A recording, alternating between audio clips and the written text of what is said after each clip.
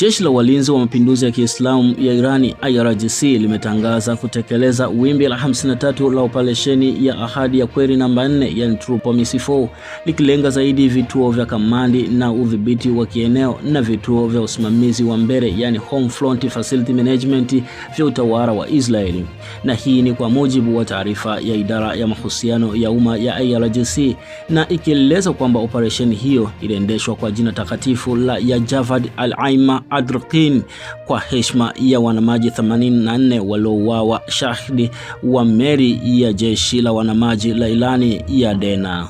Taarifa hiyo ilisema kuwa mashambulizi hayo yalihusisha kurushwa kwa pamoja makombora 10 ya Fatah, makombora ya Ghadli pamoja na ndege zisizokuwa na rubani dhidi ya vikosi vya jeshi la Marekani katika kambi ya anga ya Al-Dhafra inayopatikana katika nchi ya Umoja wa Falme za Kiarabu, ambayo ilikuwa na uhusika wa moja kwa moja na jukumu la msaada wa kijasusi katika shambulio dhidi ya Irani. Malengo ya wimbi la 53 la jeshi la IRGC yalilenga zaidi kushambulia vituo vya kamandi na udhibiti wa kikanda na vifaa vya usimamizi wa mbele vya utawala wa Israeli, huku IRGC ikiapa kuendeleza mashambulizi ya mara kwa mara dhidi ya maslahi ya Marekani katika upande wa Mashariki ya Kati, bila kusahau kuishambulia Israeli moja kwa moja pasina kusita.